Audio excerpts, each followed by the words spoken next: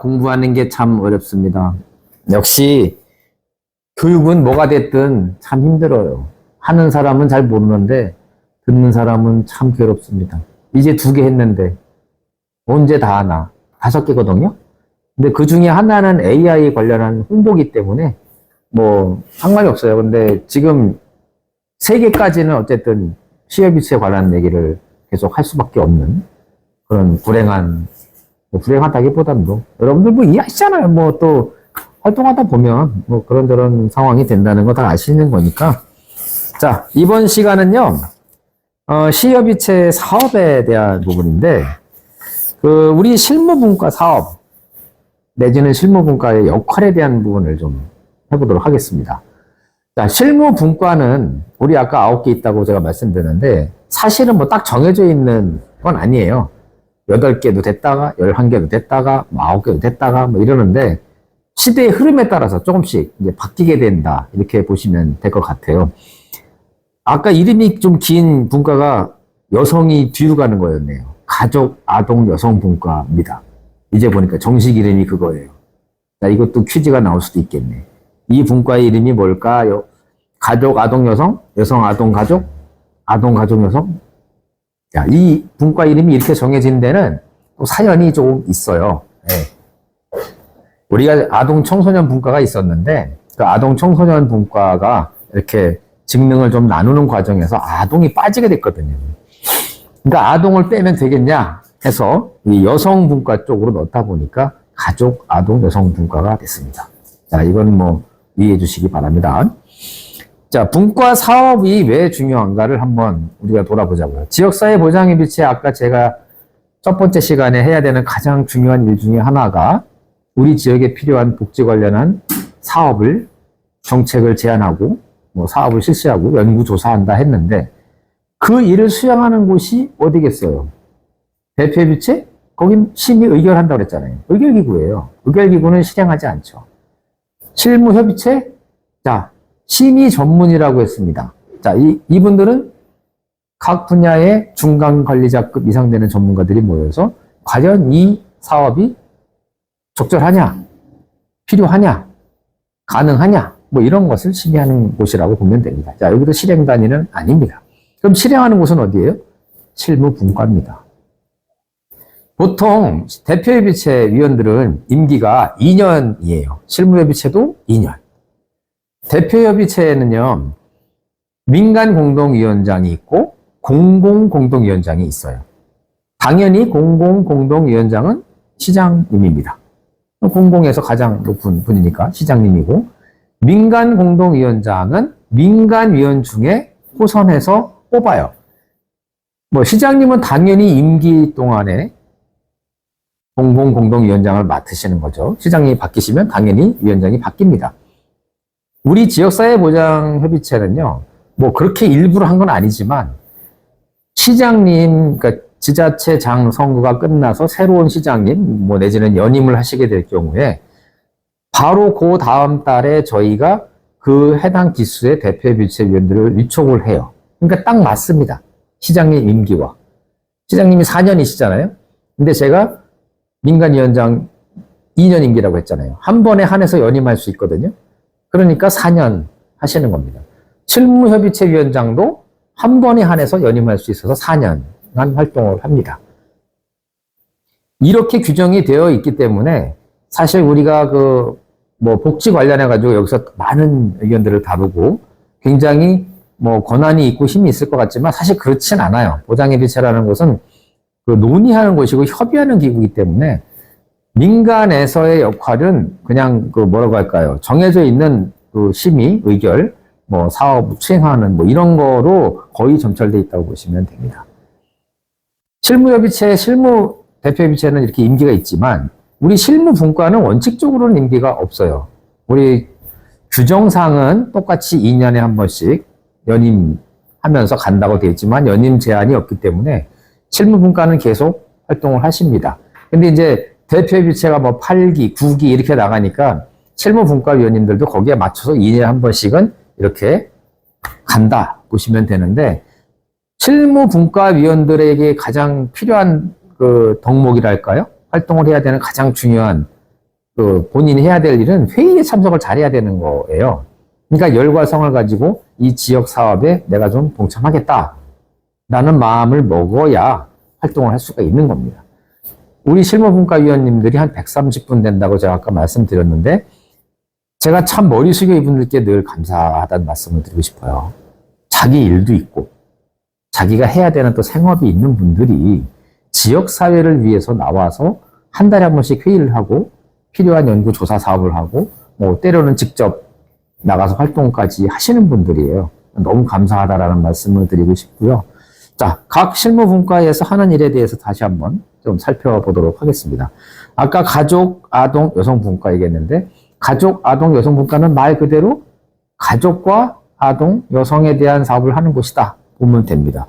뭐 주로 부모 교육 같은 거 하고 포천 예스 키즈존 인증 사업.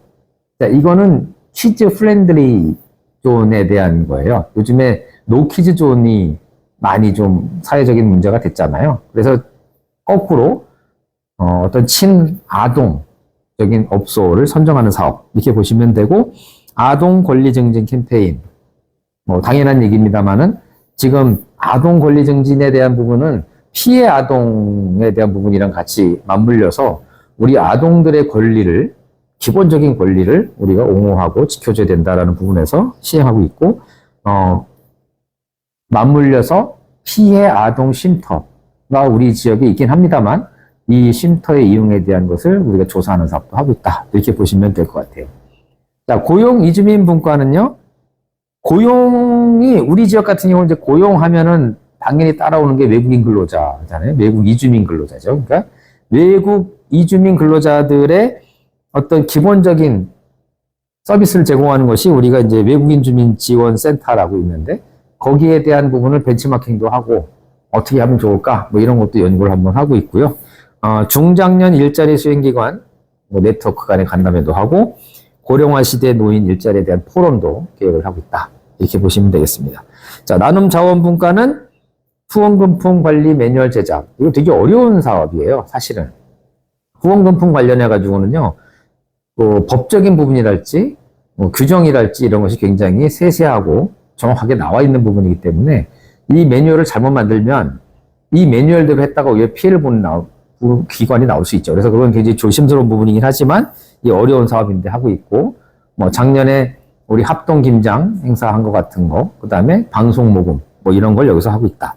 자, 노인분과는 공공재가 노인 복지 서비스 발전 방안 포럼. 이거는 벌써 2년 정도 노인분과에서 계속 해오고 있는 사업입니다. 연구조사를 했었어요. 그러니까 우리 지역의 맞돌과 재가 노인 서비스에 대한 부분을 조사해서 포럼을 통해서 뭐 주의를 환기시킨다. 이런 얘기가 되겠고요. 건강한 노년을 위한 노인 대상 욕구조사도 올해 한다고 합니다. 이게 굉장히 어려운 사업이죠. 쉽지 않습니다, 사실은. 문화예술분과는 문화예술단체, 예총사나 8개 단체의 어떤 네트워킹을 올해 한다는 걸 계획을 가지고 있다. 이렇게 보시면 되겠고요. 장애인분과는 장애인 개인 예산제 관련한 스터디와 휠체어나 유아차 올라가게 할 수 있는 임시 경사로 뭐 이런 거 지원하는 사업도 하고 있고 유니버설 디자인 숙박업소 확충을 위한 지원 조사 사업 뭐 이런 것도 하려고 하고 있습니다. 주거환경분과는 계속 하천 정화 활동하고 폐의약품 분리수거에 관한 뭐 포럼이랄지 연구조사 사업을 계속 하고 있다. 청소년 청년분과는 지금 이 시대적 흐름이 지금 청년 쪽에 대한 어떤 지원이 많이 이루어지고 있기 때문에 일단 지역 청년들에 대한 욕구가 뭔지 조사하는 사업을 좀 하자라는 게 그 주안점이라고 보면 되고, 통합 돌봄분과는 원래는 이제 여기가 통합 사례분과였거든요. 그렇기 때문에 사례 관리를 하는 걸 위주로 해서 저장 강박증에 대한 벤치마킹을 다녀왔었어요. 근데 그걸 중심으로 해서 지금 우리 지역에도 포천에도 주거복지센터가 생겼거든요. 그 주거복지센터의 운영에 대한 부분을 우리가 포럼으로 좀 다뤄보자. 뭐 이런 계획을 가지고 있다고 보시면 되겠습니다. 자, 분과 사업 제가 간단하게 소개시켜 드렸는데, 자, 이 분과가 하고 있는 일이 그대로 실무협의체에 가서 어떤 정책으로 입안이 되고, 다시 대표협의체에 가서 정책 제안이 될 경우에 환류가 돼서 실제로 이게 우리 지역에 필요한 사업이 돼야 되거든요. 근데 사실 그 부분이 좀 약한 건 사실이에요. 자, 대표협의체에 가서 의결을 했습니다. 어느 분과가 낸 정책이, 뭐 예를 들면 대표적인 게 주거환경분과인데, 주거환경분과에서 폐의약품 분리수거에 대한 조례를 제정하자 했는데 제정이 됐어요. 자, 이런 경우는 환류가 잘 된 거죠. 그런데 그렇지 못한 경우도 많습니다. 그러면 애써 연구조사해서 정책까지 만든 것이 물거품이 되는 경우가 있잖아요. 그래서 저는 사무국장으로서 그렇게 되지 않도록 하기 위해서 어느 순간인가부터 자꾸 포럼을 하게 되더라라는 겁니다. 왜? 대회에 널리 알리고 많은 사람들에게 이 내용을 좀 홍보를 해야 되겠다. 그래야 우리가 애써서 만든 연구조사한 이 사업의 정책 제안이 소멸되지 않는다라고 생각합니다. 그러니까 여러분들이 많이 좀 참여해 주시고 올해 분과에서 하려는 포럼이나 보고회에 많이 참석을 해 주셔야 됩니다. 자, 어떻게 보면 이 세 번째 시간은 제가 좀 호소하는 시간이 될 수도 있을 것 같은데, 다른 지역들 같은 경우에 시협의체 실무분과가 읍면동 협의체 사업보다 많이 침체되고 있는 것이 지금 추세예요. 현실이에요. 그 이유는 뭐 여러 가지가 있겠습니다만은 제가 판단하기에는 시협의체에서 하고 있는 실무분과 사업이라는 것이 조금 전에 제가 말씀드린 정책 제안 같은 데서 한계가 있다라는 거죠. 열심히 연구하고 조사해서 제안을 했는데 뭐 피드백이 제대로 이루어지지 않고 위원들이 원하는 어떤 사업이 나오지 않고 보장 계획에 반영이 안 되고 이러다 보니까 조금은 좀 힘이 빠졌다라고 볼 수도 있는 측면이 있어요. 근데 저는 그렇게 생각하지 않고 우리 지역에서만큼은 시협의체 실무분과를 좀 더 활성화시키겠다라는 겁니다. 왜? 우리 지역사회보장협의체의 근간은 실무분과라고 저는 지금도 생각하고 있거든요. 물론 다른 조직도 중요하고 그 역할이 뭐 분명하게 있습니다만 실무분과가 제 역량을 발휘하지 못하면 사실은 우리는 제자리 걸음하는 거예요. 앞으로 나가지 못한다는 얘기죠.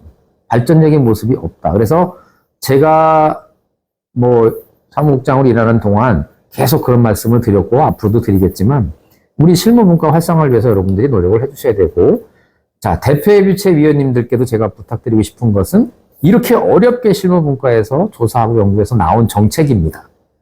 반드시 환류가 잘 되고 정책이 만들어질 수 있도록 여러분들이 의결 과정에서 협조해 주시고 힘을 좀 실어 주셔야 된다. 이런 말씀을 드리고 싶습니다. 자, 세 번째 시간은 이것으로 마쳐야 되는데 좀 아쉽죠? 뭐가 아쉬울까요? 지금 졸고 계시거나 그런 분 없죠? 네, 지금 제가 다 보고 있어요. 자, 네 번째 시간에서 그 아쉬움을 풀어드리도록 하겠습니다. 감사합니다.